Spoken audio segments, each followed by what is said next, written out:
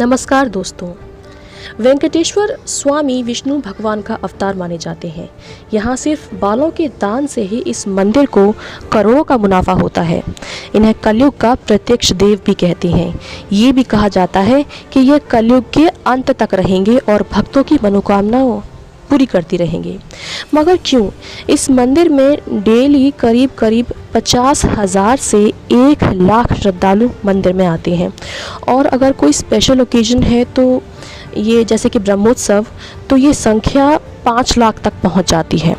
साल 2016 की रिपोर्ट के मुताबिक तो 27.3 मिलियन श्रद्धालु यहाँ पर आते हैं।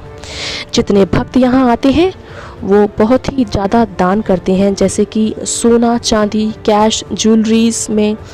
यहाँ इतना अपार धन है कि ये दुनिया के सबसे धनी मंदिरों में से एक है। ये मंदिर इस मंदिर में इतना धन है कि सीएस भी गिनते गिनते थक जाते हैं, मगर पैसों के ढेर में कोई कमी नहीं दिखाई देती। मगर इस सब में सबसे ज़्यादा हैरान करने वाली बात ये है कि इतना धन होने के बाद भी बालाजी कर्ज में डूबे हुए हैं। जी हाँ दोस्तों, आपने बिल्कुल ठीक सुना। श्री तिरुपति बालाजी कर्जदार हैं, कर्ज में डूबे हुए हैं। सुनकर अजीब लग रहा है ना। अब भला भगवान किसके कर्जदार हो सकते हैं? जो दुनिया को देता हो वो किसका ऋणी?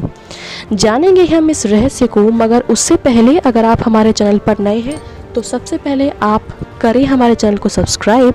साथ ही अगर आपको ये वीडियो पसंद आए तो इसे लाइक और शेयर करना ना भूलें। तो चलिए दोस्तों आगे बढ़ते हैं। दोस्तों, बालाजी कर्ज में कैसे डूबे हैं, क्यों डूबे हैं, ये जानने के लिए आपको एक कहानी सुननी चाहिए, जिसमें ऋषि भृगु को ये पता लगाने के लिए कहा गया था कि ब्रह्मा विष्णु महेश इन तीनों में से सर्वश्रेष्ठ कौन है। अब भृगु पहले दोनों ब्रह्मा और शिव के पास गए।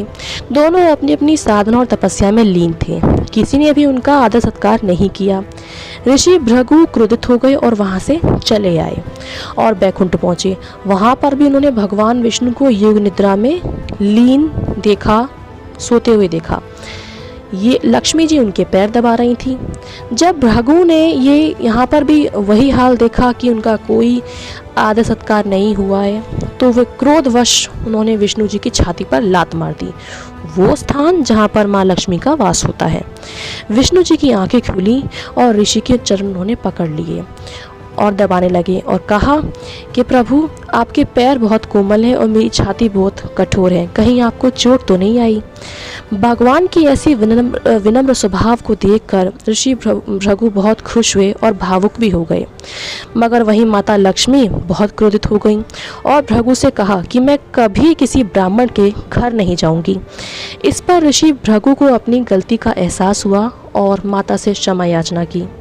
तो इस पर देवी ने कहा, थोड़ा शाप को कम करते हुए कहा कि जब तक वे नारायण की पूजा नहीं करेंगे तब तक वो ब्राह्मणों के घर नहीं जाएंगी और उन्हें आशीर्वाद नहीं देंगी। तो वहीं जब देवी ने देखा कि विष्णु जी ऋषि भृगु से माफ़ी मांग रहे हैं बिना किसी गलती के, तो वे भी वहाँ से नाराज़ होकर चली गईं और वे आज के महाराष्ट्र के कोल्हापुर में रूप बदल कर रहने लगीं। इधर भगवान विष्णु भी उन्हें ढूंढते हुए पृथ्वी पर आ गए। श्रीहरि के धरती पर आने के 2 कारण थे। उन्होंने अपने पूर्व जन्म में वचन दिए थे जिनकी पूर्ति उन्हें करनी थी। पहला था कि वे द्वापर युग में जो उनकी माँ यशोदा थी, उनकी ये इच्छा पूरी नहीं कर पाए थे। वो कृष्ण की शादी होते हुए नहीं देख पाई थी। रुक्मणी और कृष्ण के विवाह से पहले ही उनकी मृत्यु हो गई थी। दूसरी वजह थी त्रेता युग की वेदवती। यशोदा को तो सब जानते हैं, मगर ये वेदवती कौन है? दोस्तों, वेदवती ब्रह्म ऋषि कुशध्वज की एक बुद्धिमान पुत्री थी, जो चाहते थे कि उनकी पुत्री का विवाह भगवान विष्णु से हो, और ये ख्वाहिश वेदवती की भी थी। और बस उन्होंने ये ठान लिया और विष्णु भगवान को पाने के लिए घोर तपस्या करने लगी। लेकिन विष्णु तो विष्णु है, वो इतनी जल्दी कहाँ खुश होने वाले हैं। और वहीं जब रावण ने वेदवती को तपस्या करते हुए देखा तो उस पर वो मोहित हो गया। उसने वेदवती को अपने साथ आने को कहा और उसके साथ ज़बरदस्ती करने लगा। तो इस पर वेदवती ने क्रोधित होकर रावण को शाप दे दिया और वह खुद अग्नि में समा गई।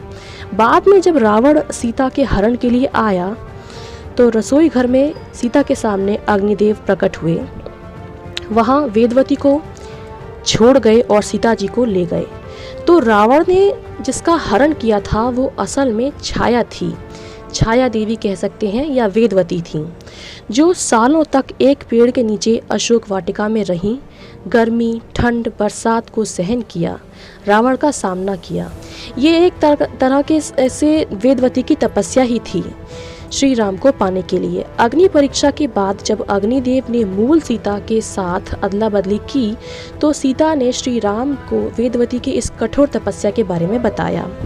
राम ने वेदवती के इस पर वर मांगने को कहा और तो वेदवती ने उनसे शादी की इच्छा जाहिर की।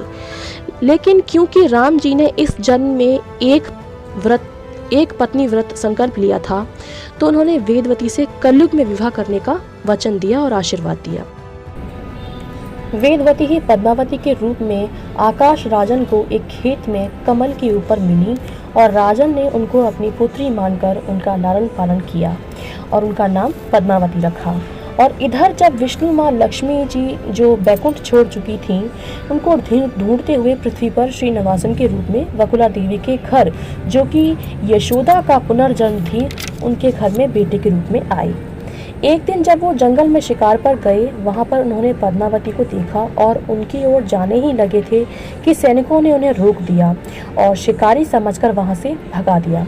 निराश होकर जब वो वापस आए तो वकुला देवी को सारा हाल कह सुनाया और ये भी बताया कि वे विष्णु का अवतार हैं और विवाह का प्रस्ताव लेकर जाने को कहा अपनी माँ से, और खुद एक भविष्यवक्ता के रूप में राजा के महल में पहुंच गए और कहा कि वो शिकारी कोई साधारण मनुष्य नहीं है बल्कि श्री हरि विष्णु हैं। उन्होंने पद्मावती से भी कहा कि चिंता जल्दी खत्म हो जाएगी और उसी समय वकुला देवी प्रस्ताव लेकर आ गई। राजा ने ऋषियों से परामर्श लिया और विवाह की तिथि निश्चित हो गई। अब समस्या थी कि शादी का खर्चा कहाँ से आएगा, क्योंकि लक्ष्मी तो थी नहीं और बिना पैसे के भला शादी कैसे हो। तो इसके लिए देवताओं के खजांची कहे जाने वाले कुबेर जी को कांटेक्ट किया गया और विष्णु जी ने उनसे लोन लिया, यानी कर्ज मांगा। कुबेर ने भी कहा ठीक है, कर्ज मिल जाएगा मगर कुछ शर्तों पर। शादी के लिए उन्हें कितना कर्ज चाहिए ये तो अब जानने वाली बात है। उन्होंने कितना लोन लिया होगा, अंदाज़ा लगाइए। ठीक है, जानते हैं कि आखिर उन्होंने कितना कर्ज लिया। कुबेर ने वेंकटेश्वरा भगवान को आज से 1000 साल पहले पूरे 1,14,00,000 राम मुद्राएं उधार दी थी, इस शर्त के साथ कि भगवान वेंकटेश्वरा को इस युग यानी कि कलयुग के अंत तक ये कर्ज चुकाना होगा। बालाजी अपने भक्तों के द्वारा दिए गए दान के जरिए ही अपना ये कर्ज आज भी चुका रहे हैं। और सबसे खास बात है कि कुबेर और वेंकटेश्वरा के इस एग्रीमेंट के जो विटनेस थे वो ब्रह्मा और शिव थे। हे भगवान, शादी और वचन पूर्ति के लिए क्या क्या करना पड़ता है। इंसान तो इंसान, भगवान भी अब लोन के चक्कर में पड़ गए हैं। एनीवेज दोस्तों, आपको आज का हमारा वीडियो कैसा लगा नीचे दिए गए कमेंट सेक्शन में लिखकर हमें ज़रूर बताइएगा। Until the next video, goodbye and take care. जय हो वेंकटेश्वरा।